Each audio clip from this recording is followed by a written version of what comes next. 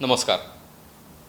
आपली संस्कृती आपला इतिहास या व्याख्यानमालेतील आजच्या 37व्या पुष्पात आपल्या सगळ्यांचे मनपूर्वक स्वागत.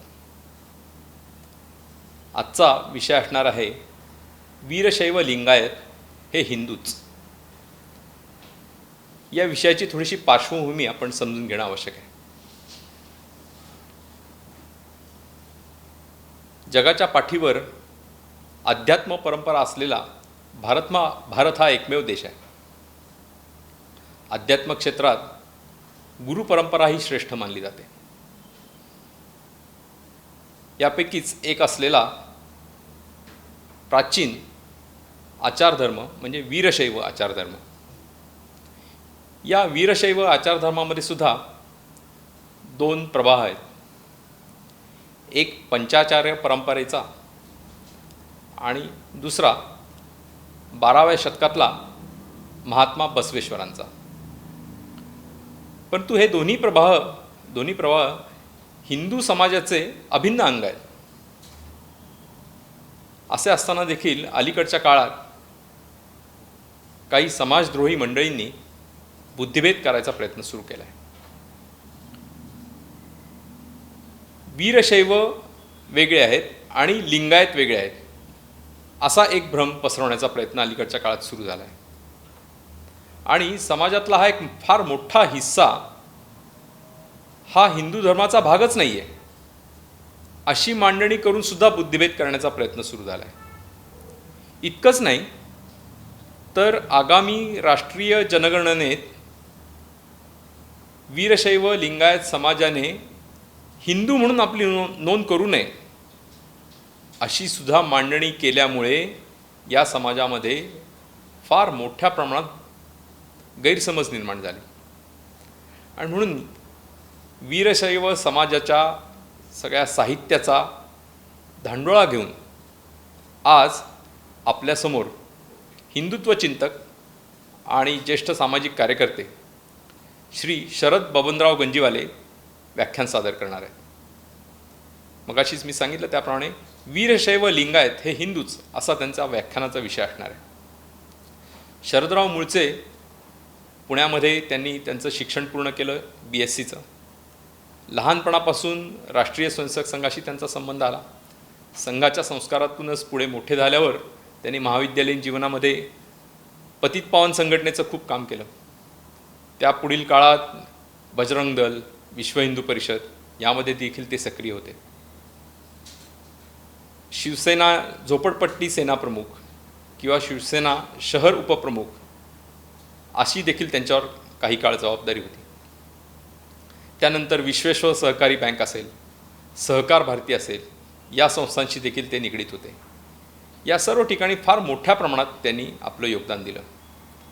त्या पुढील काळामध्ये महाराष्ट्र वीरशैव सभा किंवा वीरशैव लिंगायत नगरकर गवळी समाज या संस्थांबरोबर ते निगडीत होते.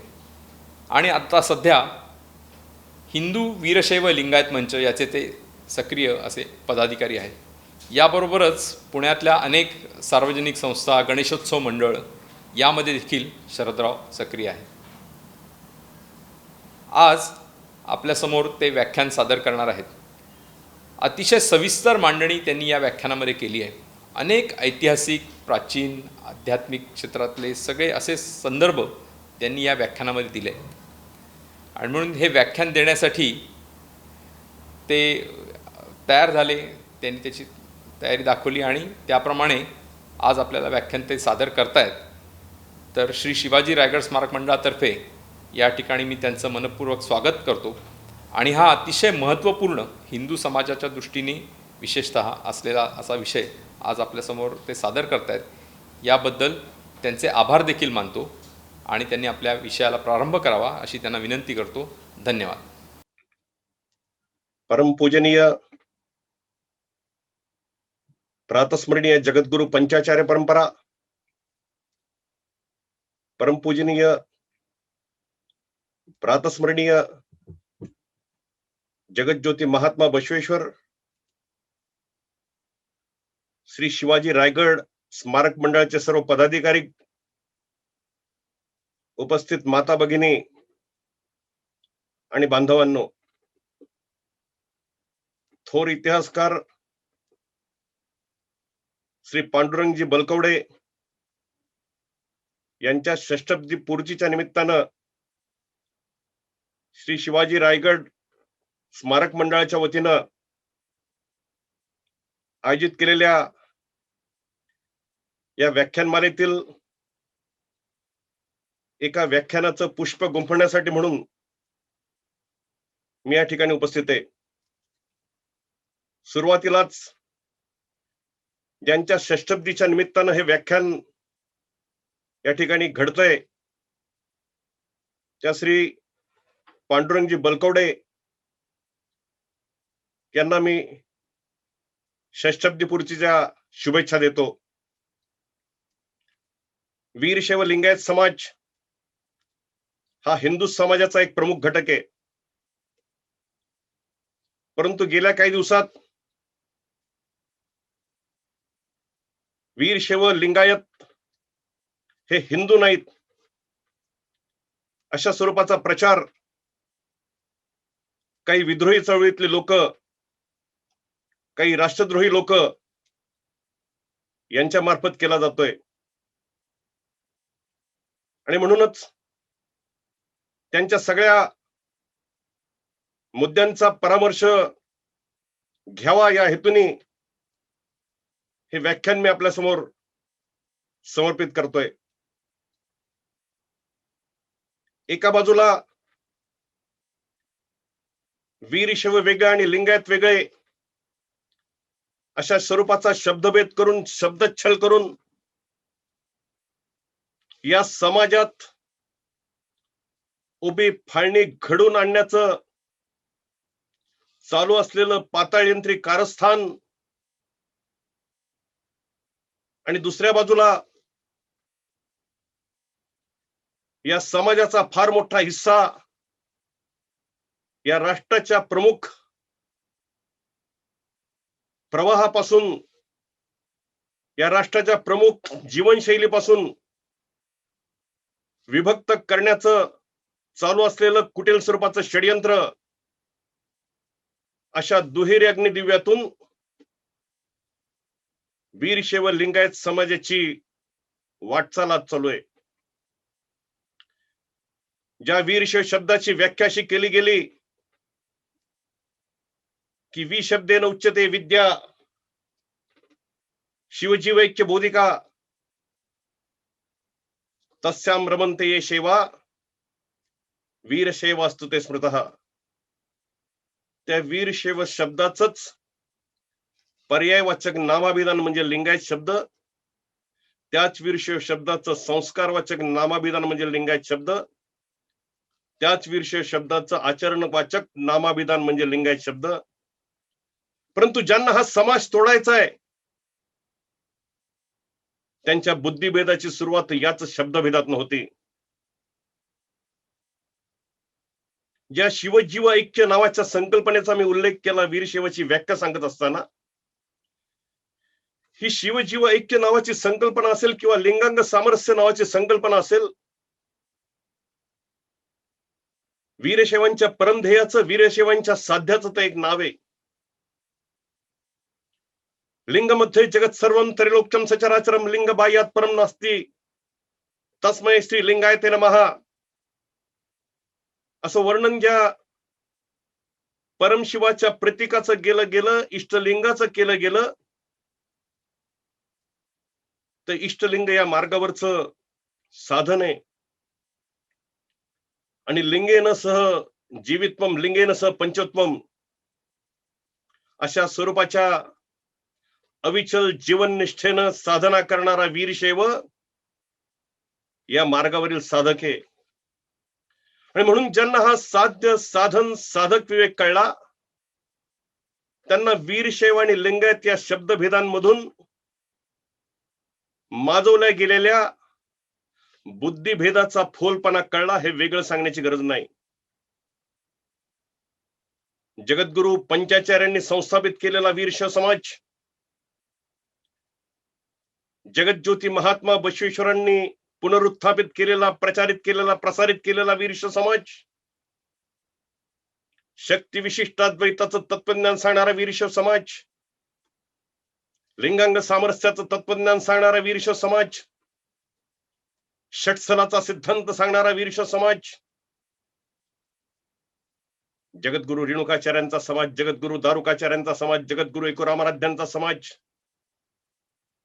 जगद्गुरु पंडिताराध्यांचा समाज, जगद्गुरु विश्वाराध्यांचा समाज, जगज्योती महात्मा बसवेश्वरांचा समाज,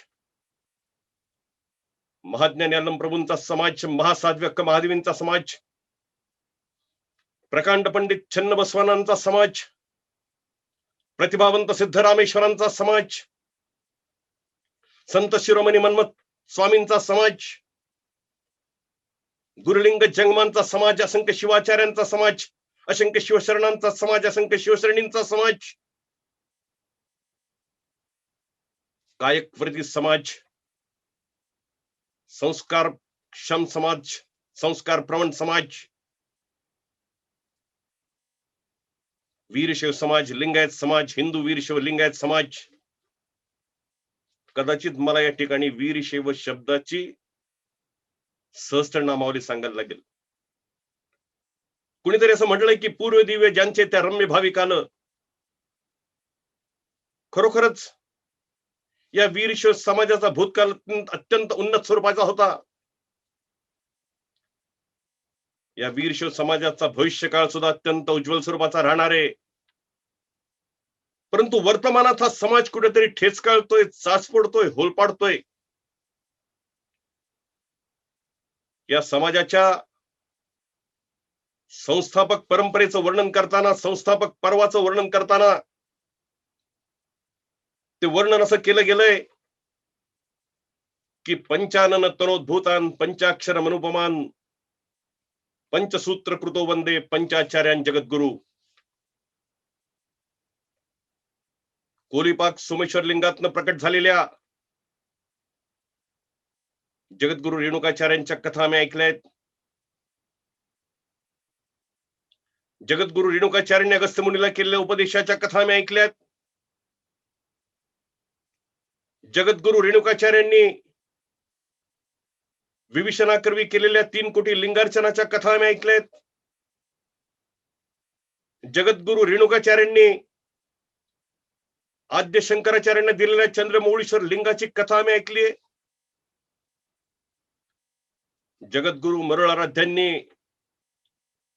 महर्षी दधीचीला दिलेला उपदेश आम्ही ऐकलाय. जगद्गुरु एकोरामाराध्यांनी महर्षी व्यासांना दिलेल्या उपदेशाची कथा आम्ही ऐकली. क्षणभर असं धरून चालू की पंचाचार्य संकल्पना ही भाकड संकल्पना आहे. या सगळ्या कथा भाकड कथा आहेत. क्षणभर असं धरून चालू की कृत त्रेता द्वापार कलियुगाच्या कल्पना या भाकड कल्पना आहेत. परंतु या 5ही पीठांचे शिलालेख उपलब्ध आहेत. या 5ही पीठांचे ताम्रपट उपलब्ध आहेत. या 5ही पीठांची कागदपत्र उपलब्ध आहेत. एक अनादि इतिहास उपलब्ध आहे. एक प्राचीन इतिहास उपलब्ध आहे. वीरशैव परंपरेचा मानकरी असलेला इतिहास उपलब्ध आहे. परंतु हा सारा इतिहास बोनसाय केला जातोय. हा सारा इतिहास उथळ केला जातोय, खुजा केला जातोय आणि सांगितलं जातंय की 12व्या शतकात महात्मा बसवेश्वरांनी लिंगायत नावाच्या एका स्वतंत्र धर्माची संस्थापना केली. धातांतपणा इथेच थांबत नाही, धुळफेक इथेच थांबत नाही. पुढे जाऊन असं सांगितलं जातंय की पंचाचार्य परंपरा ही महात्मा बसवेश्वरांच्या नंतरची परंपरा आहे. इसवी सन 15व्या शतकात संत शिरोमणी मन्मथ स्वामींनी परमरहस्य नावाचा ग्रंथ लिहिला. या परमरहस्य ग्रंथाच्या 16व्या अध्यायात मन्मथ माऊलींनी असं म्हटलंय की पाची आचार्य शिवाचाराशी मूळ,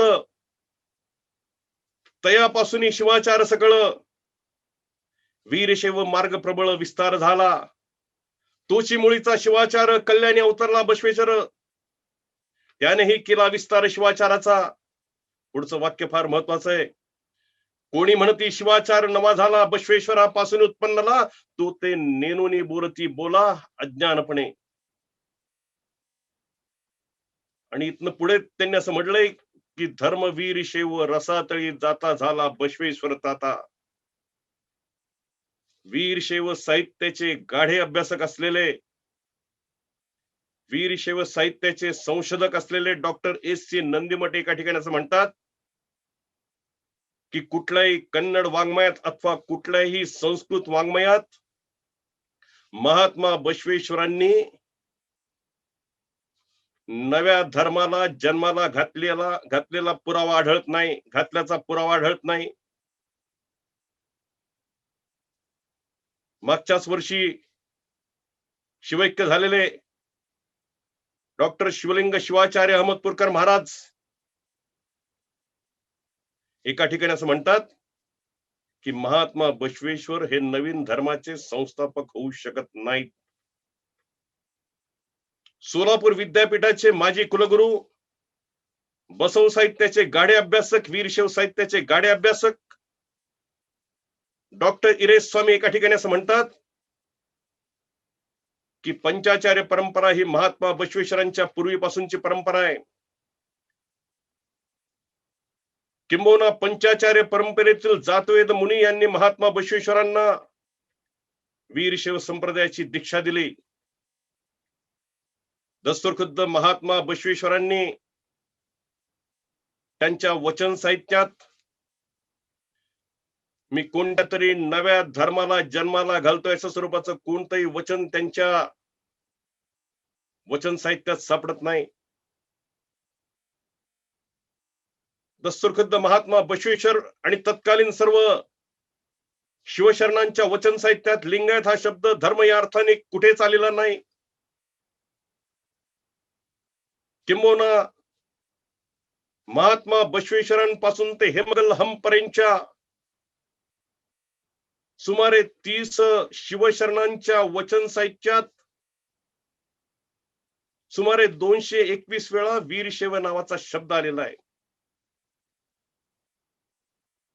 परंतु हा वीरशैव शब्दच नेस्तनाबूत करण्याची कारस्थानं चालू आहेत. वीरशैवांचा इतिहास संक्षिप्त केला जातोय,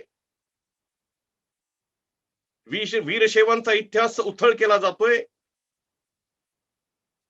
वीरशैव तत्वज्ञानाची मोडतोड केली जाते. वीरशैव संप्रदाय नावाच्या वटवृक्षाच्या परंपरा रूपी फांद्या, संस्कार रूपी फांद्या काटून टाकल्या जात आहेत, छाटून टाकल्या जात आहेत. वीरशैवांच्या समवयशीलतेची कुठेतरी निर्घुण चेष्टा केली जाते आणि एखाद्या दहशतवादी एसिस सारख्या संघटनेला सुद्धा लाजवेल अशा स्वरूपात न भूतो न भविष्यती अशा स्वरूपाचा कट्टरपंथी एकेश्वरवाद, वीरशैवांच्या गळी उतरवण्याचा, वीरशैवांच्या माथी मारण्याचा प्रयत्न हा केला जातोय. कुणीतरी म्हटलंय की दिल के छाले जल उठे सीने के दाग से और घर को आग लगी घर के चिराग से. जन्माला आलेली माती एक, आयुष्यभर जपलेली आपुलकीची नाती एक, शेवटाला जायची माती एक. परंतु तरी सुद्धा वीरशैव वेगळ्या आणि लिंगायत वेगळ्या अशा स्वरूपाची मांडणी करण्यात येते. शिवाचार एक, गणाचार एक, लिंगाचार एक, सदाचार एक, भृत्याचार एक, पाची आचार एक, परंतु तरी सुद्धा विरक्ताचार्य वेगळे आणि पंचाचार्य वेगळे अशा स्वरूपाची बुद्धिभेदाची रचना केली जाते. गुरुलिंग जंगम संकल्पना एक, प्रसाद पादोदक संकल्पना एक, मंत्र रुद्राक्ष भस्म संकल्पना एक, अष्टावरणाच्या आठी संकल्पना एक. परंतु तरी सुद्धा शून्य सिंहासनवादी वेगळे आणि पंचपीठाधीश वेगळे अशा स्वरूपाची बुद्धी भ्रंशाची रचना केली जाते. भक्त महेशी प्रासादी प्राणलिंगी शरण आणि ऐक्य षटस्थलाच्या साही पायऱ्या एक, परंतु तरी सुद्धा शरण परंपरावादी वेगळे आणि आचार्य परंपरावादी वेगळे अशा स्वरूपाची विभागणी जाणून बुजून केली जाते. उपास्य दैवत एक, उपासना पद्धती एक, उपासना तत्वज्ञान एक,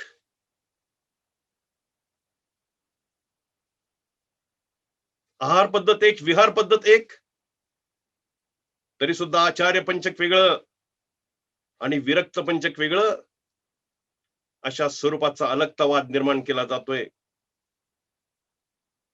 राग निर्माण करा, द्वेष निर्माण करा, मत्सर निर्माण करा, असूया निर्माण करा, एक मोठा जाळ लावा आणि त्या जाळावर स्वतःच्या स्वार्थाची पोळी भाजून घ्या. अशा स्वरूपाचा उद्योग काही मंडळींचा नक्की झालाय. मग ते ब्रिगेड असतील,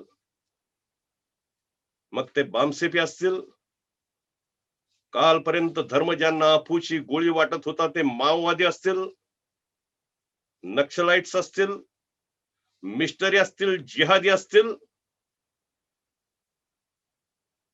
हे कोणी लिंगायतांचे मित्र नाहीत, हे कोणी लिंगायतांचे हितचिंतक नाही, हे कोणी लिंगायतांचे आश्रयदाते नाहीत.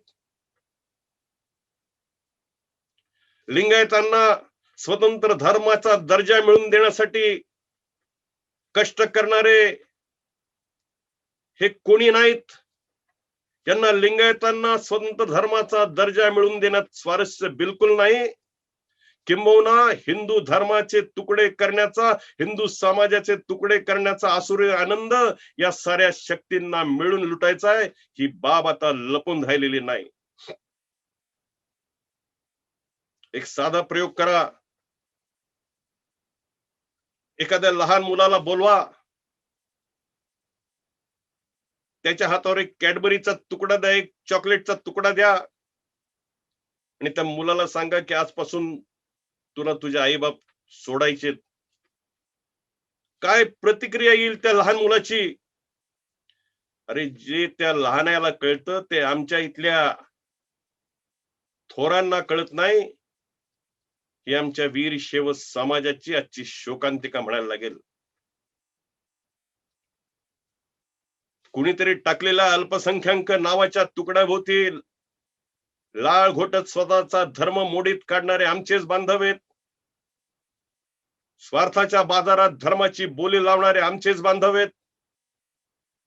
आणि म्हणूनच महाभारताच्या सारीपाटावर स्वतःची धर्मपत्नी पणाला लावणारा धर्मराज पांडव असेल किंवा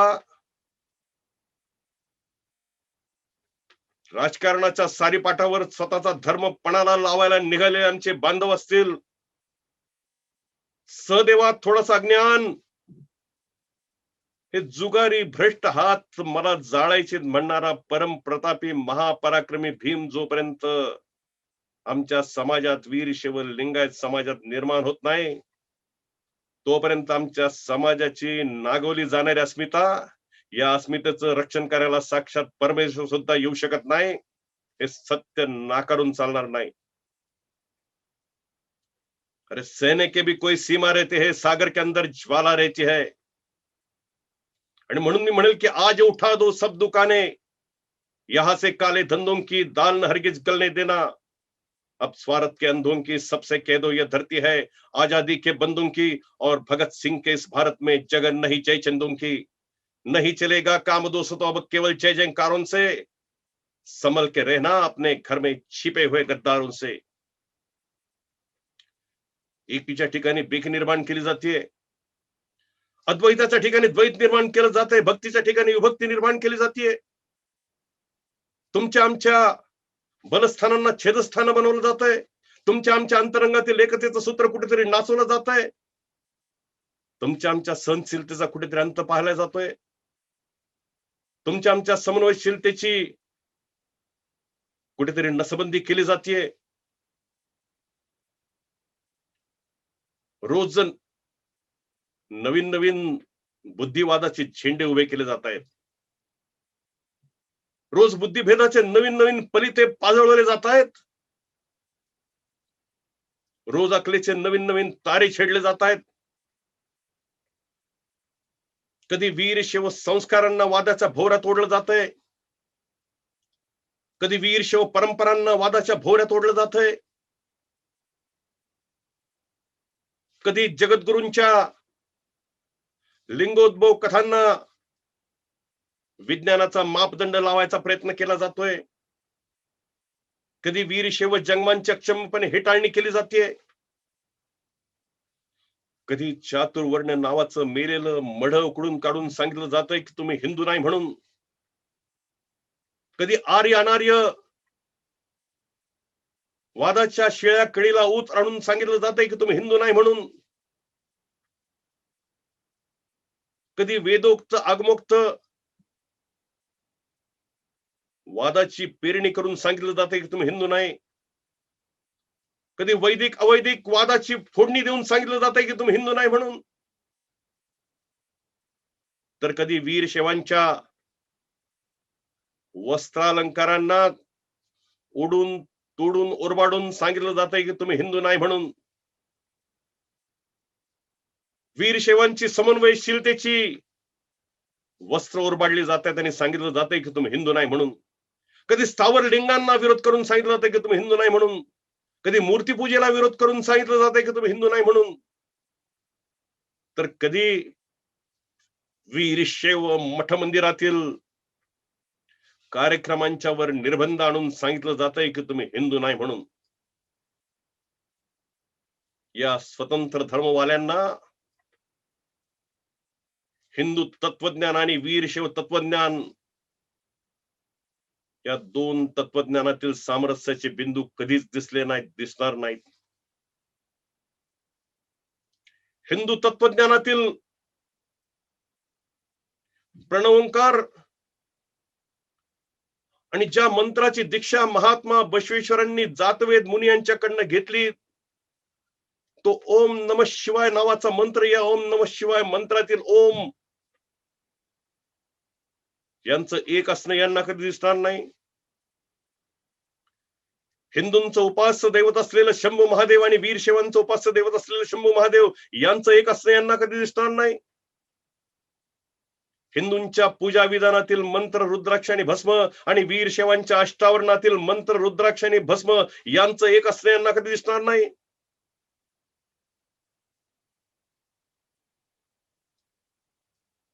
हिंदूंच्या नवविधा भक्तीची उदात्तता आणि वीरशैवांच्या षटस्थल सिद्धांताची षटस्थल भक्तीची उत्कटता यांचं एक असणं यांना कधी दिसणार नाही. हिंदू तत्वज्ञानातील तत्वमसी नावाचा सिद्धांत आणि वीरशैव तत्वज्ञानातील लिंगांग सामरस्य नावाचा सिद्धांत यांचं एक असणं यांना कधी दिसणार नाही. हिंदू तत्वज्ञानातील एकम सत विप्रहा बहुधा वदंती नावाचं उपनिषदातलं वाक्य आणि कुडल संगमदेव नल्लेदील वेंदुत्त वेद अशा स्वरूपाचं महात्मा बसवेश्वरांचं वचन यांचं एक असणं यांना कधी दिसणार नाही. आचारो परमो धर्मा म्हणणार हिंदुत्व आणि पंचाचाराचा उद्घोष करणार वीरशैवत्व यांना कधी दिसणार नाही. यांचं एक असणं यांना कधी दिसणार नाही. यांना कधी हिंदू तत्वज्ञानातील सर्वेशाम अविरोधेन ब्रह्मकर्म समारभेत अशा स्वरूपाचं ब्रह्मवाक्य आणि वीरशैव तत्वज्ञानातील विरोधरहितम शैवम वीरशैव विदुर्बदा अशा स्वरूपाची व्याख्या यांचं एक असणं कधी दिसणार नाही.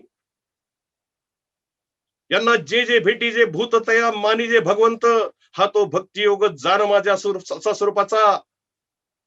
हिंदू तत्वज्ञानातील भक्तियोग आणि न तत्र जाती भेदोस्ती सर्वे रुद्ररूपिण, अशा स्वरूपाचा सूक्ष्मगमातला भक्तियोग यांचं एक असणं यांना कधी दिसणार नाही. परंतु यांना ख्रिश्चनांच्या गळ्यात उरणारा शिवलिंग, ख्रिश्चनांच्या गळ्यात उरणारा क्रॉस आणि वीरशैवांच्या गळ्यात उरणारा इष्टलिंग यांचं साधर्म मात्र जरूर दिसेल. यांना मुसलमानांच्या अंत्येष्टीची पद्धत आणि वीरशैवांच्या अंत्येष्टीची पद्धत यांचं साधर्म मात्र जरूर दिसेल. यांना कधी पंढरपूरच्या विठोबाच्या मस्तकावरचं शिवलिंग दिसणार नाही. यांना कधी बार्शीच्या भगवंताच्या मस्तकावरचं शिवलिंग दिसणार नाही. यांना कधी अनंत शयन मंदिरातील अनंत पद्मनाभांच्या हातातील शिवलिंग दिसणार नाही. यांना कधी वळवणीच्या वीरभद्राच्या मस्तकावरचं शिवलिंग दिसणार नाही. यांना कधी सोडमरच्या कुमारस्वामीच्या मस्तकावरचं शिवलिंग दिसणार नाही. यांना आई तुळजाभवानीच्या मस्तकावरचं शिवलिंग दिसणार नाही. आई अंबाबाईच्या मस्तकावरचं शिवलिंग, काशी विशालाक्षीच्या मस्तकावरचं शिवलिंग, कांची कामाक्षीच्या मस्तकावरचं शिवलिंग, शाकंभरी मातेच्या हृदयस्थलावरचं शिवलिंग यांना कधी दिसणार नाही. परंतु यांना भगवान शंकराच्या मस्तकावरचा चंद्र आणि मशिदीवर फडकणारा चांद तारा यांचं साधर्म मात्र जरूर दिसेल. हिंदू समाजात, हिंदू धर्मात अनेक पंथ उपपंथ आहेत, अनेक संप्रदाय उपसंप्रदाय आहेत. या प्रत्येक पंथ उपपंथांच्या, संप्रदाय उपसंप्रदायांच्या काही चालीरीती आहेत. हिंदू समाजात अनेक जाती उपजाती आहेत. त्या प्रत्येक जाती उपजातीच्या काही रीतीभाती आहेत. हिंदू समाजात अनेक जनजाती आहेत. या प्रत्येक जनजातीच्या काही जनरीती आहेत. हिंदू समाजात अनेक कुटुंब आहेत. त्या प्रत्येक कुटुंबाच्या काही कुलरीती आहेत. एक विलक्षण एकात्मता या साऱ्या विविधतेतून नांदतीये.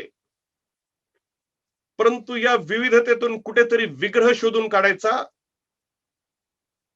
आणि या विग्रहातून विद्रोहाची आग लावायची, अशा स्वरूपाचा उपक्रम,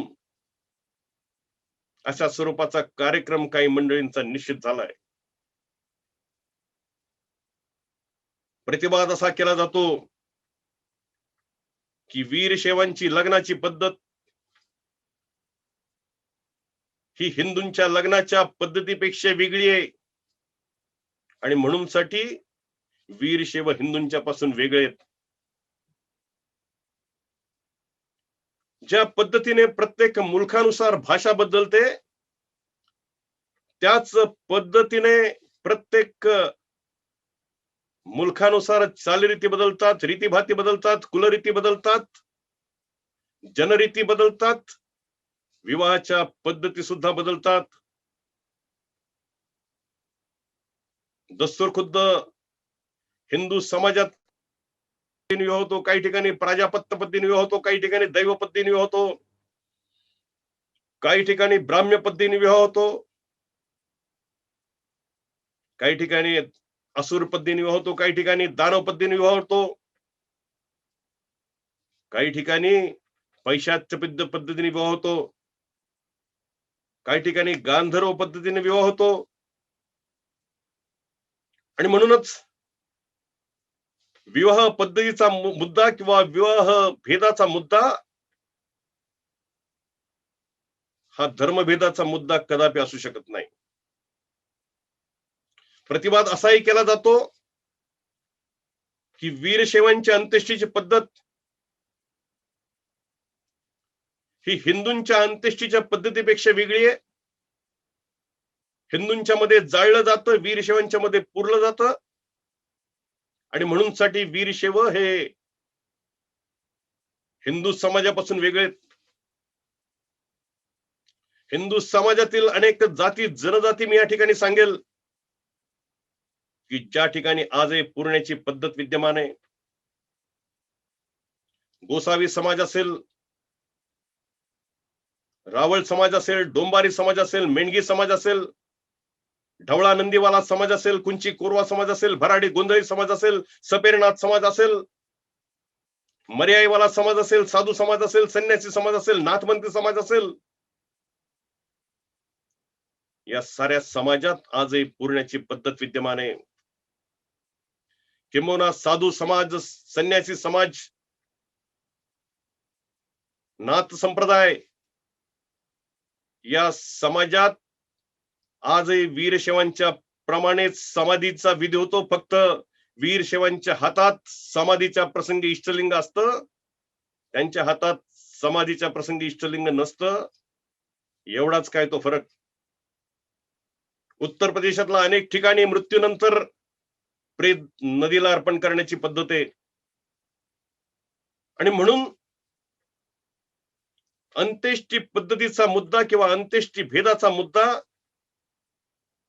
हा सुद्धा धर्मभेदाचा मुद्दा कदापि असू शकत नाही. एक विलक्षण समन्वयशील संप्रदाय, एक विलक्षण सर्वसमावेशक संप्रदाय, एक विलक्षण विरोधरहित संप्रदाय, एक विलक्षण उदारमतवादी संप्रदाय म्हणून ज्या समाजाचा लौकिक भारतीय संस्कृतीच्या प्रांगणात राहिला, तो समाज म्हणजे वीरशैव समाज. या वीरशैव समाजाच्या ग्रंथसंपदेपैकी सिद्धांत शिखामणी नावाचा एक ग्रंथ आहे. या सिद्धांत शिखामणीमध्ये एक असा श्लोक आहे की सांख्य योगा पांचरात्र वेदा पाशुपत तथा एतानि मानभूतानि नोप्यहन्यानि युक्तिभिः. निरीश्वरवादी सांख्य दर्शन असेल, पतंजलीचं योग दर्शन असेल, पांचरात्र वेद दर्शन असेल, पूर्वमीमांसा शास्त्र असेल, पाशुपत दर्शन असेल, या कोणत्याही दर्शनाचा अथवा शास्त्राचा उपमर्द करू नका असे स्पष्ट निर्देश हे या सिद्धांत शिखामणीमध्ये दिलेले आहेत. श्रीपती पंडिताराध्यांनी वीरशैव भाष्य नावाच्या एका ग्रंथात असं लिहिलंय की द्वैताद्वैत मते शुद्धे विशेषाद्वैत स्वप्नके वीरशैवैक सिद्धांते सर्वश्रुती समन्वय.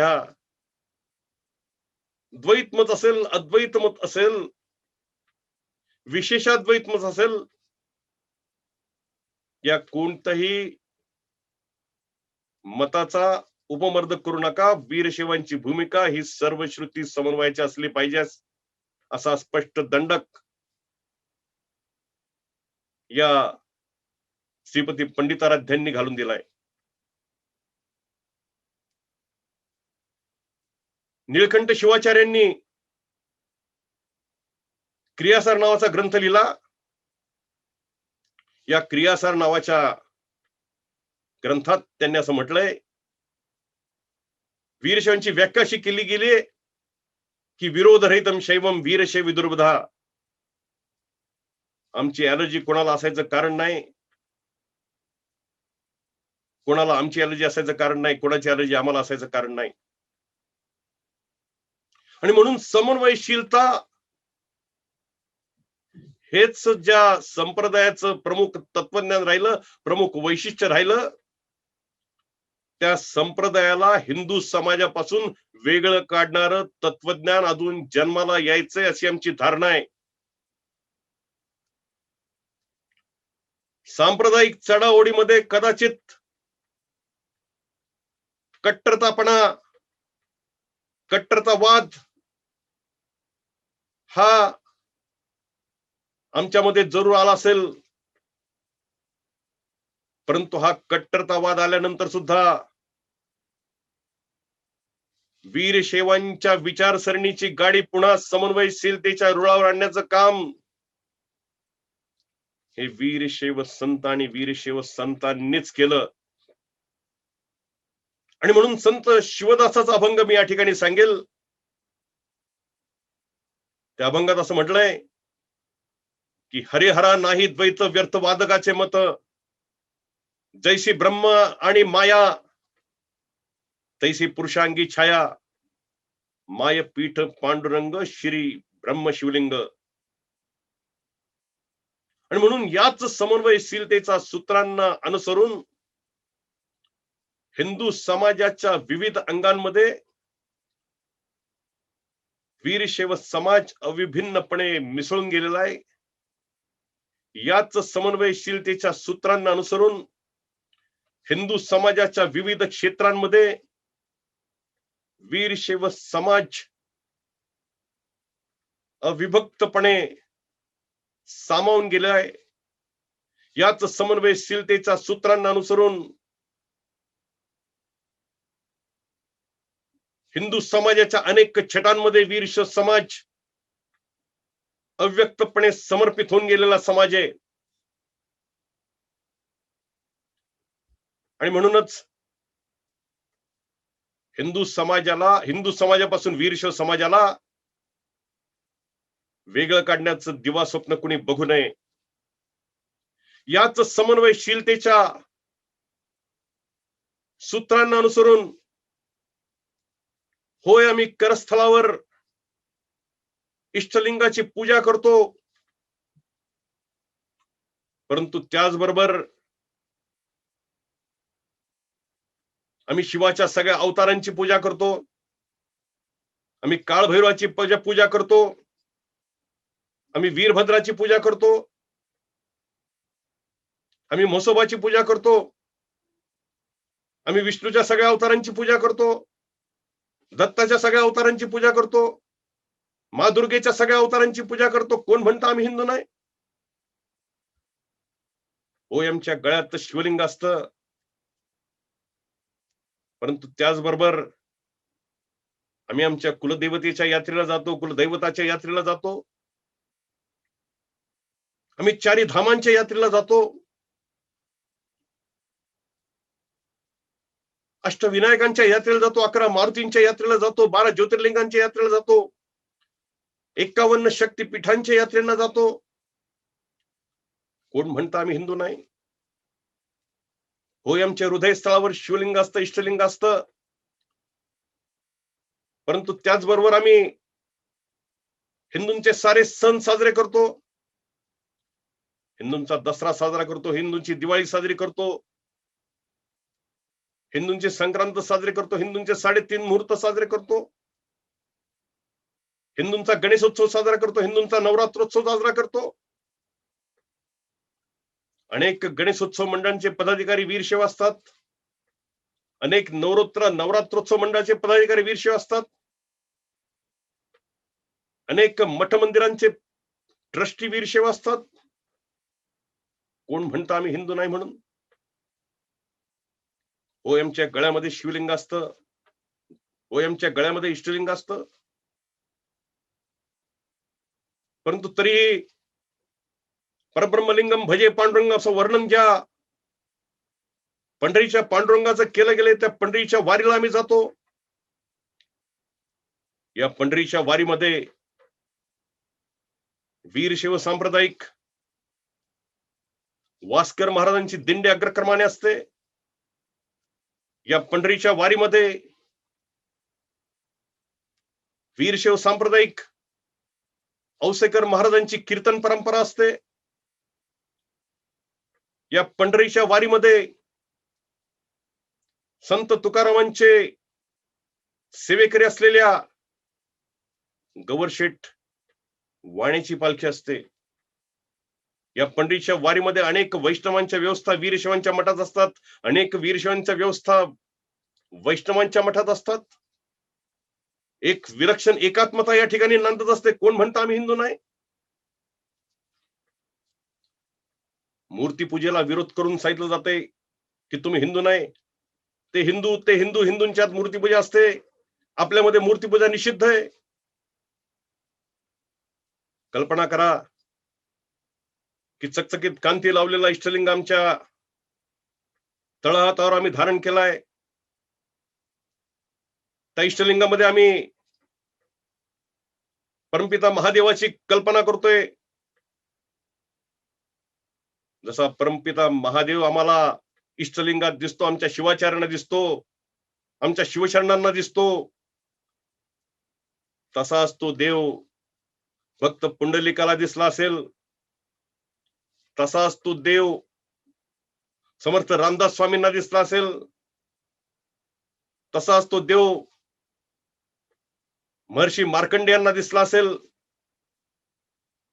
तशीच आई भवानी साक्षात तलवार देताना छत्रपती शिवाजी महाराजांना दिसले असेल, तशीच काली माता रामकृष्ण परमहंसांना दिसले असेल.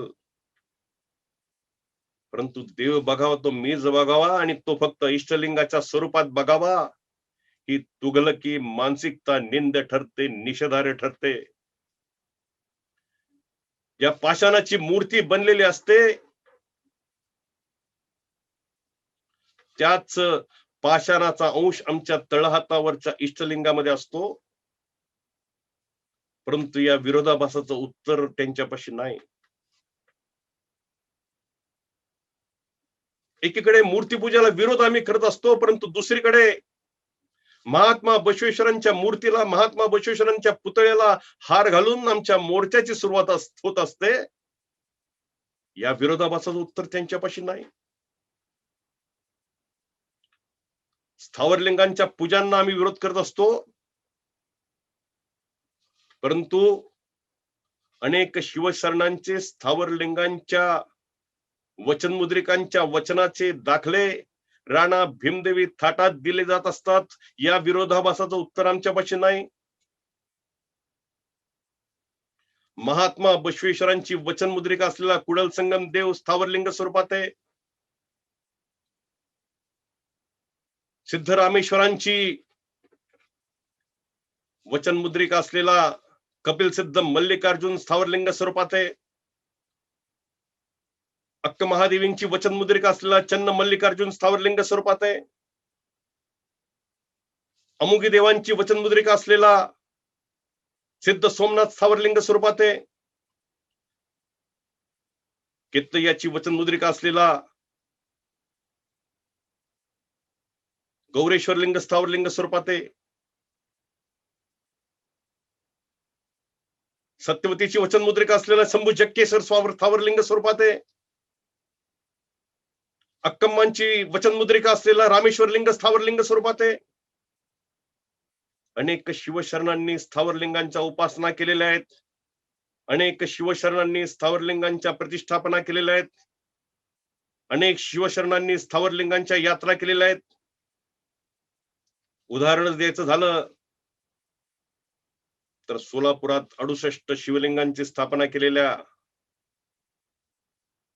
प्रतिभावंत सिद्ध रामेश्वरांचं उदाहरण देता येईल, ज्यांना असंख्य मठ मंदिरे बांधण्याचा जणू छंद जडला होता. त्या घनलिंग रुद्रमुनींचं उदाहरण देता येईल. श्री क्षेत्र अल्लमपूर या ठिकाणी ब्रह्मेश्वर लिंगाची प्रतिष्ठापना करणाऱ्या आणि श्री क्षेत्र रामेश्वर या ठिकाणी महात्मा बसवेश्वरांचं मंदिर उभा करणाऱ्या वरदानी दानम्माचं उदाहरण देता येईल. कोठार सोमनाथाची प्रतिष्ठापना करणाऱ्या शिवशरण सोड्डळ बासरसाचं उदाहरण देता येईल. पुलगिरी सोमनाथाची प्रतिष्ठापना करणार शिवशरण अद्दय्या आणि प्रसाद शरणी पद्मावती या दाम्पत्याचं उदाहरण देता येईल. श्री क्षेत्र अबलूर या ठिकाणी ब्रह्मेश्वर लिंगाचा जीर्णोद्धार करणारे आणि त्याच ठिकाणी वीर सोमेश्वर लिंगाची प्रतिष्ठापना करणारे शिवशरण एकांत रामय्यांचं उदाहरण देता येईल. गोमेश्वराची उपासना करणाऱ्या रहाट रेमवेंचं उदाहरण देता येईल. गजेश्वर लिंगाची उपासना करणाऱ्या गणेश मसने यांचं उदाहरण देता येईल. कल्लीनाथाची उपासना करणाऱ्या शिवशरण कल्ले यांचं उदाहरण देता येईल. परंतु एकीकडे शिवलिंगांच्या, स्थावर शिवलिंगांच्या उपासनेला विरोध करायचा, स्थावर शिवलिंगांच्या पूजा पद्धतींना विरोध करायचा, स्थावर लिंगांच्या यात्रांना विरोध करायचा, स्थावर लिंगांच्या प्रतिष्ठापनांना विरोध करायचा, आणि दुसरीकडे शिवशरणांनी केलेल्या स्थावरलिंगांच्या यात्रा, स्थावरलिंगांच्या प्रतिष्ठापना, स्थावरलिंगांचा उपासना यांचा इतिहास मात्र दडून ठेवायचा. स्वतंत्र धर्मवाल्यांची प्रत्येक उक्ती, प्रत्येक युक्ती, प्रत्येक कृती ही विरोधाभासानं भरलेली आहे. चातुर्वर्ण्य व्यवस्था नावाचं मेलेलं मढ उकरून काढलं जातंय आणि सांगितलं जातंय की ते हिंदू चातुर्वर्ण्य व्यवस्था पाळतात, आपण चातुर्वर्ण्य व्यवस्था पाळत नाही, आणि त्यासाठी म्हणून आपण हिंदूंच्या पासून वेगळे. कोणत्या तरी काळातील, कोणत्या तरी मनुस्मृतीतील, कोणत्या तरी कोपऱ्यातील कोणता तरी श्लोक शोधून काढायचा आणि साप साप म्हणत भुई धोपटायची, हा पुरोगाम्यांचा छंद आम्हाला नवीन नाही. वीरशैव शिवाचार्य, उपमन्यू शिवाचार्यांच्याकडून दीक्षा घेतलेले भगवान श्रीकृष्ण एका ठिकाणी असं म्हणतात की चातुर्वर्ण्यम मया सृष्टम गुणक्रम विभागशः. अनेक हिंदू नेते, अनेक हिंदू तत्ववेत्ते, अनेक हिंदू धर्माचार्य कंठशोष करून आजही सांगतायत की चातुर्वर्ण व्यवस्था ही बाद झालेली व्यवस्था आहे, चातुर्वर्ण व्यवस्था ही नामशेष झालेली व्यवस्था आहे, चातुर्वर्ण व्यवस्था ही कालबाह्य झालेली व्यवस्था आहे. परंतु तरी सुद्धा हिंदूंच्या नावाने बोट मोडणं, या बोट मोडण्याचं व्यसन जायला तयार नाही. चातुर्वर्ण नावाचा कोळसा उगाळून संपलेला आहे. कोळसा उगाळणाऱ्यांची बोट झिजलेली आहेत, बोट झडून चालली आहेत. परंतु कोळसा उगाळायची सवय जायला तयार नाहीत. त्या सवयीचं करायचं काय? आणि म्हणून राष्ट्रीय एकात्मतेची गंगा अवरुद्ध करणारा हा स्वतंत्र धर्मवाद आम्हाला निर्णायकपणे ठेचायला लागेल. जी शक्कल, जो फॉर्म्युला इथला आदिवासी समाज, इथला वनवासी समाज हिंदू समाजापासून विभक्त करण्यासाठी जो फॉर्म्युला वापरला गेला,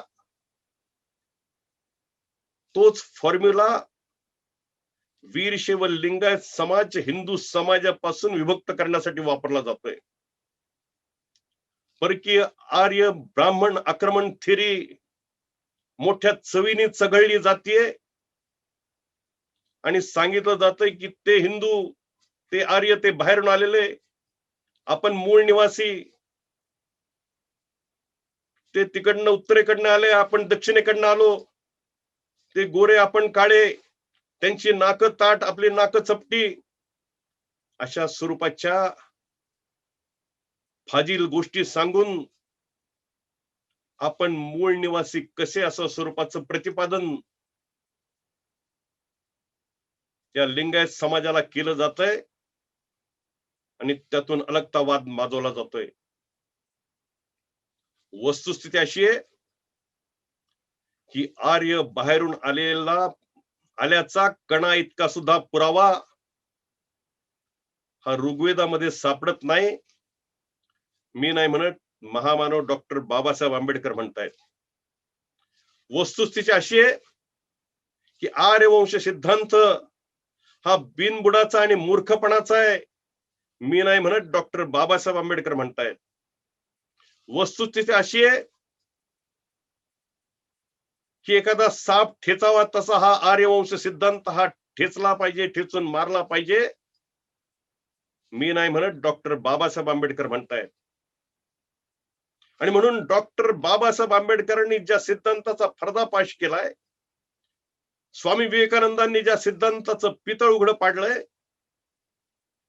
आमच्याकडच्या अनेक पुरातत्ववेत्यांनी, पुरातत्व शास्त्रज्ञांनी, मानववंश शास्त्रज्ञांनी ज्या सिद्धांतांचा फोलपणा उघड केलाय, तो सिद्धांत ब्रिटिशांनी या ठिकाणी मांडला. जर तुम्ही आम्हाला उपरे म्हणत असाल तर तुम्ही सुद्धा उपरे आहात हे ठसवण्यासाठी हा सिद्धांत मांडला. आणि दुर्दैवाने आमचे काही विद्वान या सिद्धांताला बळी पडले. आणि म्हणूनच या भारतीय इतिहासाच्या विडंबनेतून आम्हाला जसा हा देश बाहेर काढायचा आहे, तसाच आमचा समाज सुद्धा या इतिहासाच्या विडंबनेतून इथनं पुढच्या काळात बाहेर काढायला लागेल. वेदोक्त आगमोक्त वादाची फोडणी देऊन सांगितलं जात आहे की तुम्ही हिंदू नाही म्हणून. ते हिंदू, ते वेद मानणारे ते हिंदू, आणि आपण आगम मानतो त्यासाठी म्हणून आपण हिंदूंच्या पासून वेगळे आहोत, अशा स्वरूपाचा बुद्धिभेद केला जातोय. प्राचीन साहित्याचं वर्णन करताना आगमांना शिवाचा श्वास म्हटलं गेलं, आणि प्राचीन साहित्याचंच वर्णन करत असताना निगमांना किंवा वेदांना शिवाचा उश्वास म्हटलं गेलं. आणि म्हणून श्वासोश्वासाचं पूरकत्व ज्याला कळतं त्याला आगम आणि वेद, आगमोक्त आणि वेदोक्त या शब्दभेदातून माजवल्या गेलेल्या बुद्धिभेदाचा फोलपणा कळल्याशिवाय राहणार नाही. परंतु तरी सुद्धा पाखंड खंडन करत असताना आगम आणि वेद याचा सुंदर समन्वय घालण्याचं काम वीरशैव साहित्यात आढळतं. सिद्धांत शिखामणीतला एक श्लोक या ठिकाणी सांगेल मी. श्लोक असा आहे की वेद धर्माभिध्यायत्वात सिद्धांताख्या शिवागमः वेद बाह्य विरोधित्वात वेद संमत उच्यते. वैदिक आणि अवैदिक अशा स्वरूपाची वादाची रचना केली जाते. ते हिंदू, ते वैदिक आहेत, आपण अवैदिक आहोत. वास्तविक पाहता वैदिक, अवैदिक, वेदोक्त, आगमोक्त, मूर्तीपूजक, ईश्वरवादी, निरीश्वरवादी, मूर्ती मानणारे, मूर्ती न मानणारे, हे सारे हिंदू समाजाचे अविभाज्य घटक आहेत. परंतु तरी सुद्धा आपण अवैदिक आहोत, ते वैदिक आहेत, अशा स्वरूपाची मांडणी करण्यात येते. पुन्हा एकदा सिद्धांत शिखामणीचा दाखला मी या ठिकाणी देईल. याच सिद्धांत शिखामणीमध्ये वीरशैव मताला वेद वेदांत सर्वस्व असं म्हटलेलं आहे. याच सिद्धांत शिखामणीमध्ये वीरशैव मताला वेद मार्ग अविरोधेनं अशा स्वरूपाचा उल्लेख वीरशैव मताचा केलेला आहे. बसवेश्वर पुराणात, बसव पुराणात बसवेश्वरांच्या, महात्मा बसवेश्वरांच्या जन्माच्या आख्यानाचा अध्याय आलेला आहे. हा अध्याय असा आहे की यदा यदा तू शैवस्य हानिर्धर्मस्य जायते तदा तदा अवर्ताय स्थापयस्व वराणन धर्म वेदांत वाक्यही तात्पर्यमिति पावरम प्रत्यक्षादी प्रमाणादी दर्शयत्वाम निंदकान. वेद मार्गाला हेतुभूत अशा धर्ममताची पुनर्प्रतिष्ठापना करण्यासाठी हे नंदिकेश्वरा तू पुन्हा भूलोकावर जा, अशा स्वरूपाचा आदेश भगवान शंकरांनी नंदिकेश्वराला दिला.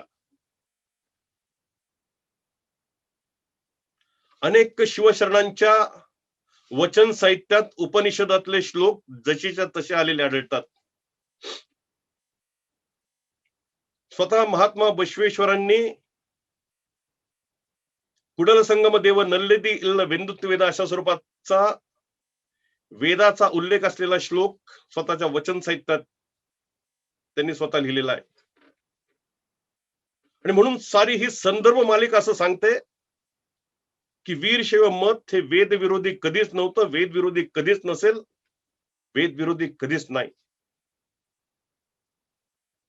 कदाचित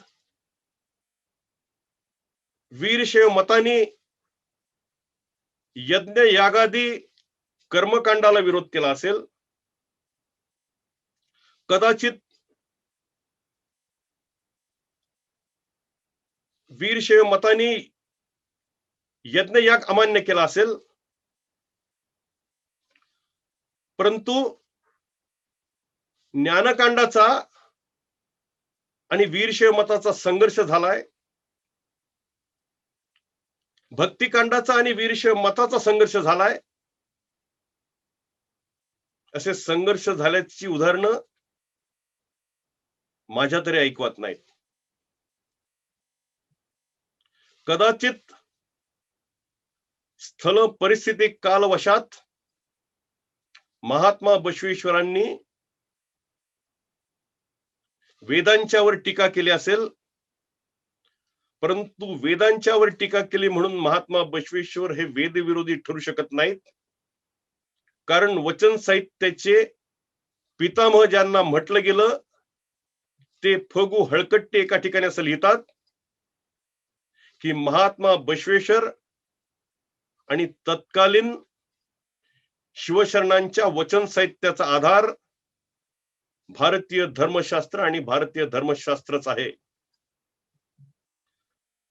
स्वामी विवेकानंद एका ठिकाणी असं म्हणाले होते की भगवद्गीता बाजूला ठेवा आणि फुटबॉलच्या मैदानावर चला. का तुम्ही असं म्हणणार का की स्वामी विवेकानंद हे भगवद्गीतेच्या विरोधी होते? संत जनाबाईच्या अनेक अभंगात संत जनाबाईंनी विठ्ठलाचा एकेरी उल्लेख केल्याचे पुरावे आढळतात, एकेरी उल्लेख आढळतो. का तुम्ही असं म्हणणार का की संत जनाबाई ही विठ्ठलाची विरोधक होती म्हणून? आम्ही शिखर शिंगणापूरला कावड घेऊन जात असतो आणि कावड घेऊन जात असताना काही शंकराचे भक्त, शिवाचे भक्त महादेवाचा एकेरी उल्लेख करतात. का तुम्ही त्यांना म्हणणार असं की हे सगळे महादेवाचे विरोधक आहेत म्हणून? आणि म्हणूनच वेदांच्यावर टीका करत असतानाच ज्या महात्मा बसवेश्वरांनी वेदांचं प्रामाण्य नाकारलं नाही, उपनिषदांचं प्रामाण्य नाकारलं नाही, त्या महात्मा बसवेश्वरांच्यावर वेद विरोधित्वाचा शिक्का मारणं हा महात्मा बसवेश्वरांच्यावर अन्याय ठरेल.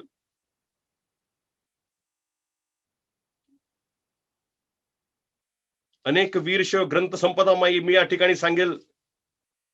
बसव पुराण घ्या, हरळय्या पुराण घ्या, पंडितराव आवळीकर संपादित विवेक चिंतामणी ग्रंथ घ्या, शंकर धोंडो शार्दूल संपादित लीला विश्वंभर ग्रंथ घ्या, शांतलिंग स्वामींची ग्रंथ संपदा घ्या, विठोबा खेचरांची ग्रंथ संपदा घ्या, मन्मथ स्वामींची ग्रंथ संपदा घ्या, शिवयोगी शिवाचार्यांची ग्रंथ संपदा घ्या. या साऱ्या ग्रंथांची सुरुवात ही वैदिक देवता असलेल्या गणेशाच्या वंदनाने आणि सरस्वतीच्या वंदनाने झालेली आढळेल. आमच्याकडे जो पुरोहित धार्मिक वेदीसाठी येत असतो त्याला वेदमूर्ती असं म्हटलं जात असतं. आमच्याकडे जो जंगम येतो त्याला वेदमूर्ती असं म्हटलं जात असतं. अनेक वीरशैव पूजा विधानं, अनेक वीरशैव मंत्र विधानं ही वैदिक स्वरूपाची आहेत. कदाचित हरीच्या ठिकाणी हर झाला असेल, कदाचित नारायणाच्या ठिकाणी शिव झाला असेल, एवढाच काय तो फरक. पंचाचार्यांचे पट्टाभिषेक, मठाधिपतींचे पट्टाभिषेक, हे सर्व पट्टाभिषेक वैदिक पद्धतीने होत असतात.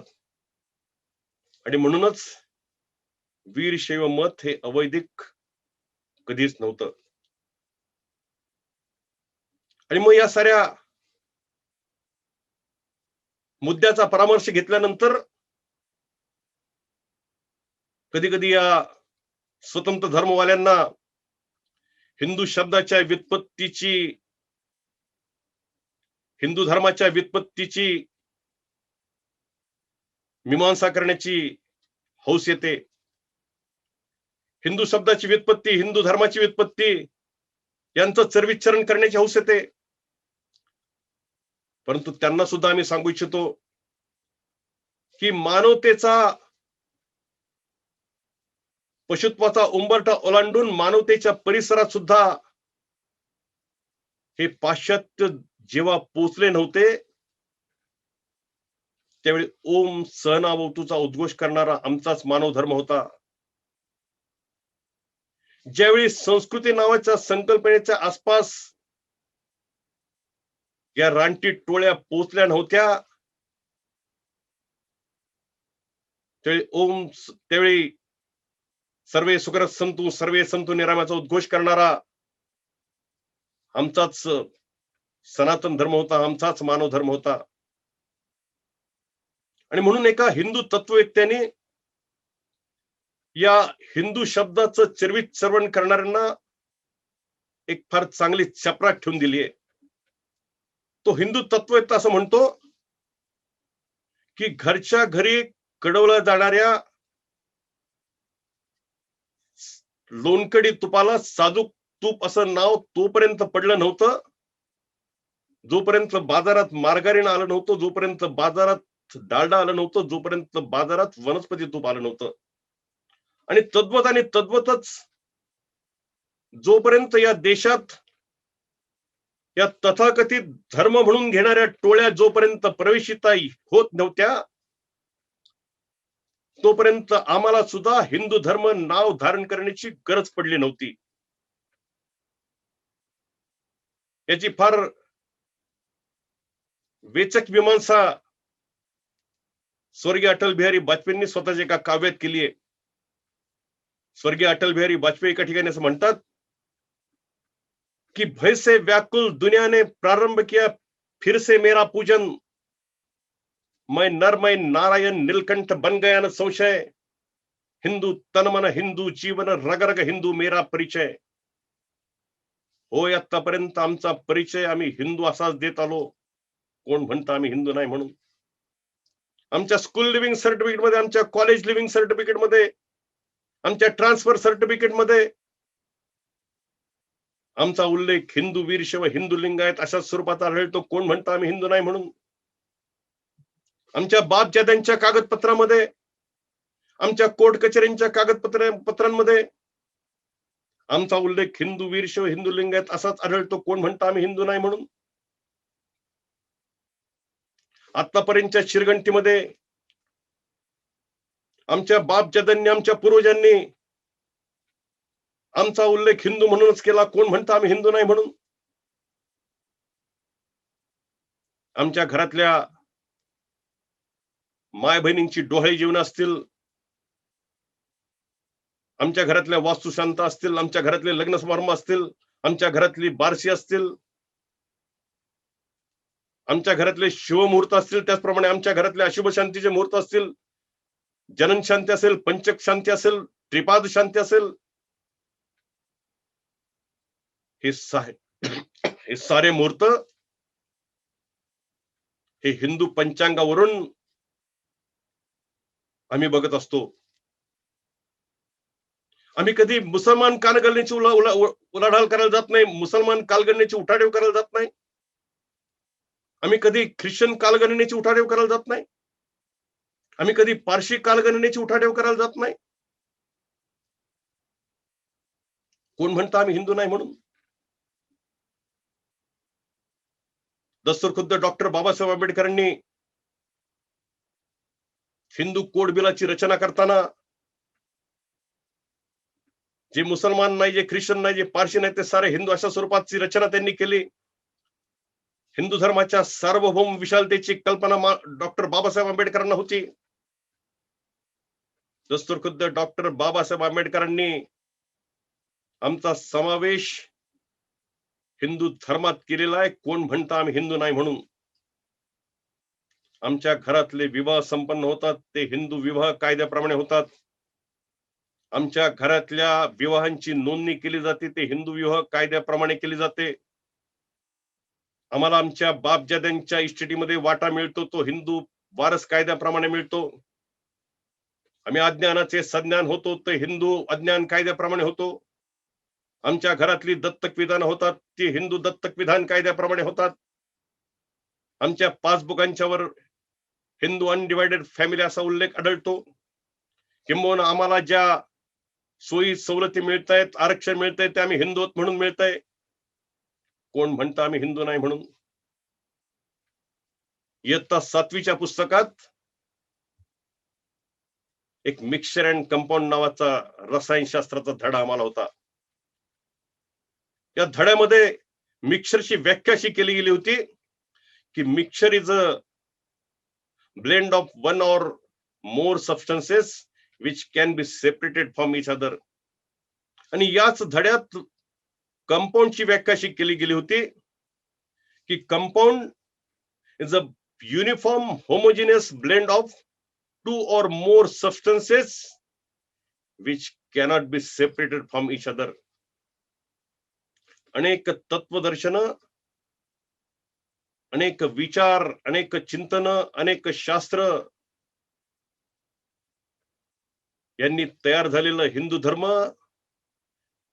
हे असं कंपाऊंड आहे की जे which cannot be separated from each other. Swami विवेकानंदांनी हिंदू धर्माचं वर्णन करताना असं केलंय की हिंदू धर्म हा अथांग सागरासारखा आहे. अनेक नद्या या सागरामध्ये स्वतःच जल आणून समर्पित होत असतात. वीरशैव संप्रदाय हे त्यापैकीच एका नदीचं नाव आहे. आकाशात पतितं तुयं यथा गच्छति सागरम सर्वदेव नमस्कार केशम प्रति गच्छति. प्रत्येक हिंदूची अशी धारणा आहे. आकाशातून पडणाऱ्या थेंबाला ज्याप्रमाणे उद्भवगतीने वर जाण्याचा परत अधिकार नाही, तो अधिकार नियतीने काढून घेतलेला असतो. ज्याप्रमाणे सागराला समर्पित झालेल्या नदीला पुन्हा प्रतिगामी पद्धतीने परत येण्याचा अधिकार नाही, तो अधिकार सृष्टीने काढून घेतला असतो, तो अधिकार नियतीने काढून घेतलेला असतो. त्याचप्रमाणे वीरशैव संप्रदाय या हिंदू नावाच्या सागराला मिळालेली नदी आहे. या हिंदू समाजाची जडणघडण आणि वीरशैव समाजाची जडणघडण त्याच्यातली कुठलीच गोष्ट ही वेगळी काढता येण्यासारखी नाहीये. वीरशैवांची उभारणी लक्षात घ्या, वीरशैव संप्रदायाची जडणघडण लक्षात घ्या, वीरशैव संप्रदायाची जीवन पद्धती लक्षात घ्या, वीरशैवांचे नित्य नैमित्तिक व्यवहार लक्षात घ्या, वीरशैवांचा एक शत्रुमित्र भाव लक्षात घ्या, वीरशैवांचे आदर्श लक्षात घ्या, वीरशैवांच्या परंपरा लक्षात घ्या, वीरशैवांचं जीवनाचं अंतिम उद्दिष्ट लक्षात घ्या. याच्यातली कोणतीच गोष्ट ही हिंदू समाजापासून वेगळी काढता येण्यासारखी गोष्ट नाही. कोण म्हणतं आम्ही हिंदू नाही म्हणून? वीरशैव समाजातील संत असतील, वीरशैव समाजातील शिवशरणी असतील, वीरशैव समाजातील शिवशरण असतील, या सर्वांचा जन्म या हिंदू समाजातच झाला. ज्या रूढींच्या वर, ज्या पद्धतींच्या वर, ज्या अंधश्रद्धेवर त्यांनी घाव घातले, ते सगळे दोष या समाजातलेच होते. या समाजाच्या सुधारणेसाठी म्हणून त्यांनी स्वतःचं आयुष्य वेचलं. त्यांनी कधी मुसलमान समाजाची उठाठेव गेले नाही, ते कधी पारशी समाजाची उठाठेव करायला गेले नाहीत, ते कधी ख्रिश्चन समाजाची उठाठेव करायला गेले नाहीत. याच समाजात ते जन्माला आले, याच हिंदू समाजाच्या उभारणीचं काम त्यांनी केलं आणि याच हिंदू समाजात पंचत्वात ते विलीन झाले. कोण म्हणतं आम्ही हिंदू नाही म्हणून? बऱ्याच वेळा या स्वतंत्र धर्म आंदोलनाची बीज ही पाश्चात्यांच्या रिलिजन नावाच्या संकल्पनेत आढळतात. या देशातील, या मातीतील धर्म नावाच्या संकल्पनेची व्यापकता ही पाश्चात्यांच्या पचनीच पडलेली नाहीये.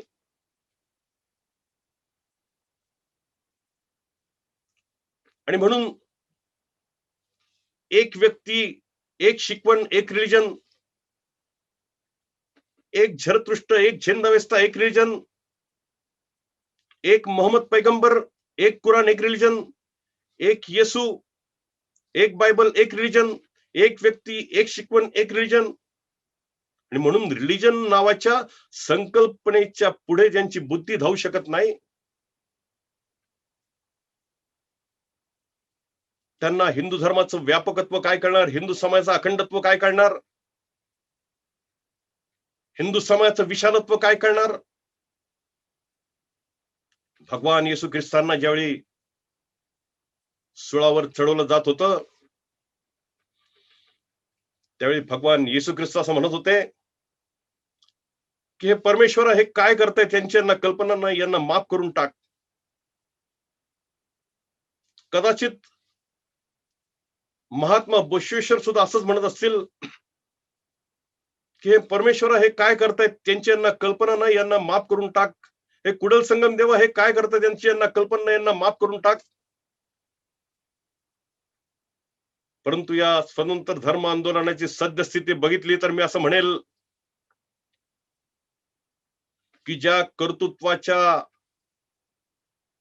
मुळे, ज्या विद्वत्तेच्या मुळे महात्मा बसवेश्वर महात्मा झाले, त्या कर्तृत्वाचा आणि त्या विद्वत्तेचा लवलेश सुद्धा ज्यांच्यापाशी नाही, त्यांना एक वेळ कुडल संगम देव माफ करेल, त्यांना एक वेळ महात्मा बसवेश्वर माफ करतील, परंतु त्यांना येणारा काळ माफ करणार नाही. महात्मा बसवेश्वर हे हिंदू धर्म विरोधी होते अशा स्वरूपाचा बुद्धिभेदी प्रचार जाणून बुजून केला जातोय. महात्मा बसवेश्वरांचं अनुभव मंडप नावाचं एक संघटन होतं. या महात्मा बसवेश्वरांच्या अनुभव मंडपात कोडी मंचन्ना नावाचे वैष्णव संप्रदायाचे पुढारी होते. या महात्मा बसवेश्वरांच्या अनुभव मंडपात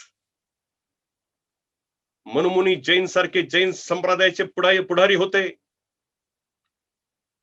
या महात्मा बसवेश्वरांच्या अनुभव मंडपात मधुवयासारखे ब्राह्मण होते. 18 पगड जातींची लोक महात्मा बसवेश्वरांच्या अनुभव मंडपात होती. या हिंदू धर्मातील विषमते विरुद्ध प्रहार करण्याचं काम महात्मा बसवेश्वरांनी केलं. या हिंदू धर्मातील अंधश्रद्धेवर प्रहार करण्याचं काम महात्मा बसवेश्वरांनी केलं. या हिंदू समाजातील अनेक दोषांच्यावर प्रहार करण्याचं काम महात्मा बसवेश्वरांनी केलं. महात्मा बसवेश्वर खऱ्या अर्थानं हिंदू धर्म सुधारक होते, हिंदू धर्म विरोधक कदापि नव्हते. मुळात वीरशैव संकल्पना अशी संकल्पना आहे की या वीरशैव संकल्पनेत शिवभक्तीला कोणी वर्ज नाही, लिंग दीक्षेला, इष्टलिंग दीक्षेला कोणी वर्ज नाही. किंबहुना शिवभक्तीच्या प्रासादातील वीरशैव नावाच्या दालनाचे दरवाजे सदोदित उघडेत, किंबहुना या दालनाला दरवाजेच नाहीत. आणि म्हणून वीरशैव संकल्पना ज्यावेळी मांडतो आम्ही, त्यावेळी या वीरशैव संकल्पनेत माणसाला माणसापासून तोडणाऱ्या भिंतींचा उच्छेद येतो. या वीरशैव संकल्पनेत स्पर्शाच्या कल्पनेच्या आड येणाऱ्या विटाळ चांडाल कल्पनेचा धिक्कार येतो. या वीरशैव संकल्पनेत स्पर्शाच्या आड येणारा सोयीरसूतक कल्पनेचा उपहास येतो. या वीरशैव संकल्पनेत नारी शक्तीची प्रतिष्ठा येते. याच वैशिष्ट्यांचं वर्णन वीरशैवांच्या धर्मग्रंथात सुद्धा आढळेल.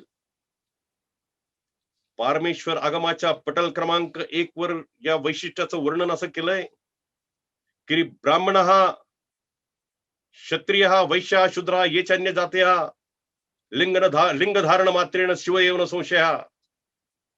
याच वैशिष्ट्याचं वर्णन पारमेश्वर आगमाच्या पटल क्रमांक 5 वर असं केलंय की न स्त्री भेदो न पुभेदो जातीवर्ण क्रमाधिकम सर्वातीतम इतम विद्धी वीरशैव मतम मम. याच वैशिष्ट्याचं वर्णन सुषमागमात असं केलंय की न तत्र जाते भेदोस्ते सर्वे रुद्ररूपिणः. याच वैशिष्ट्याचं वर्णन सिद्धांत शिखामणीमध्ये असं केलंय की शिवसंस्कार युक्तेषु जातिभेदो न विद्यते काष्ठेषु वन्नी दग्धेषु यथा रूपम न विद्यते तस्मात् सर्व प्रयत्नेन शिवसंस्कार संयतः जातिभेदम न कुर्वित शिवभक्ते कदाचन. आणि म्हणूनच याच वैशिष्ट्यांनी ओतप्रोत भरलेला जातीभेदाला थारा नसलेला सर्वसमावेशक असा वीरशैव संप्रदाय महात्मा बसवेश्वरांनी स्वीकारला. महात्मा बसवेश्वर म्हणतात, मी शैव होतो वीरशैव झालो. हाच संप्रदाय महात्मा बसवेश्वरांनी स्वीकारला आणि या संप्रदायाच्या पुनरुत्थानाचं, प्रचाराचं, प्रसाराचं काम महात्मा बसवेश्वरांनी केलं. महात्मा बसवेश्वर कोणत्या एका जातीचं दैवत नाही. महात्मा बसवेश्वर कोणत्या एका वर्णाचं दैवत नाही. महात्मा बसवेश्वर कोणत्या एका प्रांताचं दैवत नाही. महात्मा बसवेश्वर कोणत्या एका भाषेचं दैवत नाही. महात्मा बसवेश्वर या राष्ट्राचं दैवत आहे. या राष्ट्राचं नाही, केवळ या विश्वाचं दैवत आहे. परंतु आज महात्मा बसवेश्वरांना एका जातीत जखडण्याचा प्रयत्न केला जातोय, एका पंथात जखडण्याचा प्रयत्न केला जातोय, एका वर्णामध्ये जखडण्याचा प्रयत्न केला जातोय, एका प्रांतामध्ये जखडण्याचा प्रयत्न केला जातोय. महात्मा बसवेश्वर अत्यंत कुशल संघटक होते. अनुभव मंडप नावाचं त्यांचं संघटन होतं. परंतु महात्मा बसवेश्वरांनी स्वतःची संघटना राजकारणाचा जुगार खेळण्यासाठी कदापि वापरली नाही. महात्मा बसवेश्वरांचं एक वचन मी या ठिकाणी सांगेल. वचन असं आहे की दिरी दुष्ट सम्राटाने जहागिरी सत्ता मत्ता, असे खोर पोटासाठी त्याचे काय मिंदे होता. विकू नका सत्व तत्व, नाही तुम्हाला ते इष्ट, त्याहुनी महारा घरची शिवभक्ती श्रेष्ठ. खड उपवास तरी पाला शिजवून खावे, त्याच साक्षात्कारे सख्य शिवासी जोडावे कुडल संगम देवा. आज राजकारणाचा सारी पाटावर स्वतःचा धर्म पणाला लावणाऱ्या आमच्या बांधवांनी महात्मा बसवेश्वरांचे वचन लक्षात घ्यावा असं आम्ही म्हणू. पंचाचार्यांची अड्डपालखी, या अड्डपालखीमध्ये कुत्र ठेवून पंचाचार्यांच्या अड्डपालखीची विटंबना केली जाते. वीरशैवांना 5 बापाचा म्हटलं जातंय. घरातल्या कुलदेवतेचे टाकून द्या म्हणून सांगितलं जातंय. महिलांनो कपाळावरचं कुंकू काढून टाका, हातातल्या बांगड्या काढून टाका असं सांगितलं जातंय. शिवाचार्यांच्या बद्दल अधमपणाने बोललं जातंय. शिवाचार्यांच्या बद्दल अधमपणाने लिहिलं जातंय. मठ मंदिरात काय कार्यक्रम असावे याचं डिक्टेशन दिलं जातंय. आंदोलनं आम्ही सुद्धा बघितली, आंदोलनं आम्ही सुद्धा केली. परंतु बेजबाबदारपणाचा कळस गाठलेली, कृतज्ञतेची परिसीमा गाठलेली, वैचारिक दिवाळखोरी गाठलेली, अनितीचा उन्माद गाठलेली, विकृतीचा उच्छाद मांडलेली अशी आंदोलन आम्ही कधी बघितली नव्हती. या स्वतंत्र धर्म आंदोलनातील सर्वात घातक खेळी जर कुणी खेळली असेल तर ती खेळी तत्कालीन कर्नाटकातल्या सिद्धरामय्या सरकारने खेळली. ऐन विधानसभा निवडणुका जवळ आलेल्या असताना न्यायमूर्ती नागमोहनदास समितीची निवड केली गेली, नागमोहनदास समितीची नियुक्ती केली गेली. या नागमोहनदास समितीला लिंगायत अल्पसंख्याक आहेत की नाही, लिंगायत स्वतंत्र धर्म आहेत की नाही, त्यांचा स्वतंत्र धर्म आहे की नाही हे सांगा म्हणून विचारण्यात आलं. अत्यंत घाईघाईने या नागमोहनदास समितीने अहवाल दिला आणि त्यात सांगितलं की लिंगायत हा स्वतंत्र धर्म आहे, त्यांना अल्पसंख्याकाचा दर्जा द्यायला हरकत नाही. अत्यंत घाईघाईने ही शिफारस राज्य सरकारकडनं, या शिफारशीचा चेंडू केंद्र सरकारच्या अखत्यारीत ठेवण्यात आला. वस्तुस्थिती अशी आहे की धर्मनिरपेक्ष भारतीय संविधानात कोणत्याही नव्या धर्माला जन्माला घालायची तरतूद नाही. वस्तुस्थिती अशी आहे की भारतीय संविधानात कोणत्याही धर्माच्या अंतरंगात हस्तक्षेप करायचा अधिकार दस्तूर खुद्द भारतीय संविधानालाच नाहीये. वस्तुस्थिती अशी आहे की कोणत्याही केंद्र सरकारला किंवा राज्य सरकारला स्वतंत्र धर्माबाबतचा ठराव करण्याची अनुज्ञा घटनेनेच दिलेली नाहीये. किंबहुना राज्य सरकार काय किंवा केंद्र सरकार काय, त्यांच्यापैकी कायदेशीर दृष्ट्या कोणीच यांसाठी म्हणून सक्षम नाहीत. वस्तुस्थिती अशी आहे की 2013 साली काँग्रेसच्याच केंद्र सरकारमधील गृह मंत्रालयाच्या रजिस्ट्रार जनरलनी हा ठराव धिक्कारलेला आहे. वस्तुस्थिती अशी आहे की अल्पसंख्याक मंत्रालयाच्या अल्पसंख्याक आयोगाने अशा स्वरूपाच्या सवलती देता येणार नाही हे स्पष्ट केलंय. वस्तुस्थिती अशी आहे की जे आड्यात नाही ते पोऱ्यात येऊ शकत नाही, परंतु जे आड्यात नाही ते पोऱ्यात आणण्याच्या अनाभाका दिल्या गेल्या. जनतेला उल्लू बनवलं गेलं. वीरशैव लिंगायत समाजाचे आम्ही तारणार आहोत अशा स्वरूपाचा देखावा केला गेला आणि स्वतःच्या राजकीय स्वार्थाची पोळी भाजली गेली.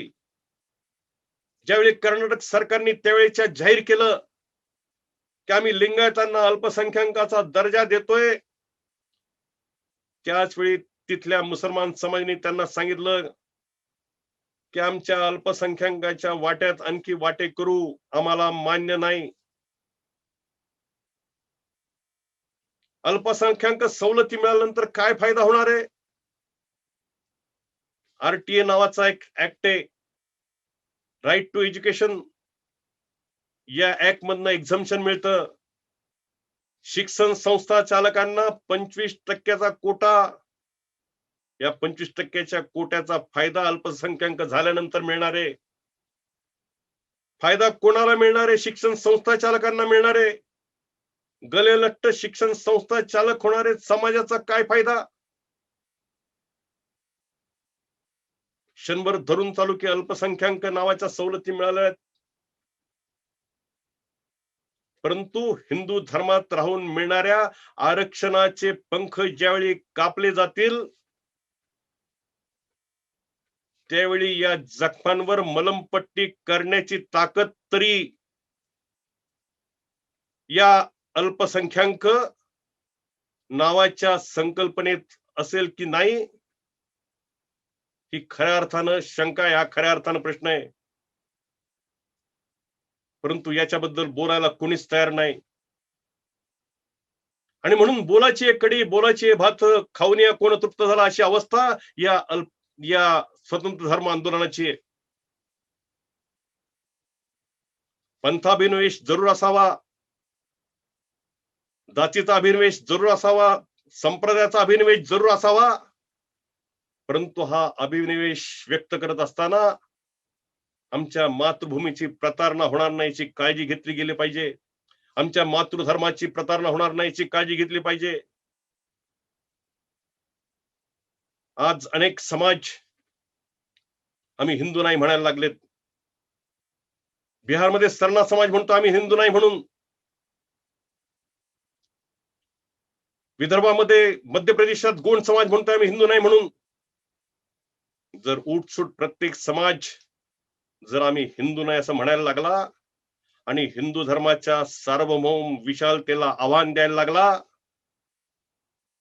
तर या देशात प्रत्येकाच्या वाट्याला फक्त आणि फक्त अराजक येऊ शकतं. आणि म्हणूनच स्वतंत्र धर्माची मागणी ही तिन्ही त्रिकाळ अराष्ट्रीय मागणी आहे असं आमचं म्हणणं आहे. आणि म्हणूनच या मागणीला प्राणपणाने विरोध आपण करूयात. येत्या जनगणनेमध्ये सर्व वीर शैव लिंगायत बांधवांनी हिंदू म्हणून स्वतःचा उल्लेख करायचा, हिंदू म्हणून स्वतःची नोंद करायची. एवढंच मी या निमित्ताने सांगेल. आणि असा आशावाद व्यक्त करेल कि हम समाज के चेतन प्रहरी घर घर पहुंचे जगाएंगे, गली गली में नगर ग्राम में दीप से दीप जलाएंगे, सब समाज हो वैभव से पूनित, जीवन लक्ष्य हमारा है, सब समाज राष्ट्र भाव से हो पूनित, जीवन लक्ष्य हमारा है, प्रभु का सदा सहारा है। जय हिंद, जय महाराष्ट्र, जय बसवेश्वर, जय पंचाचार्य।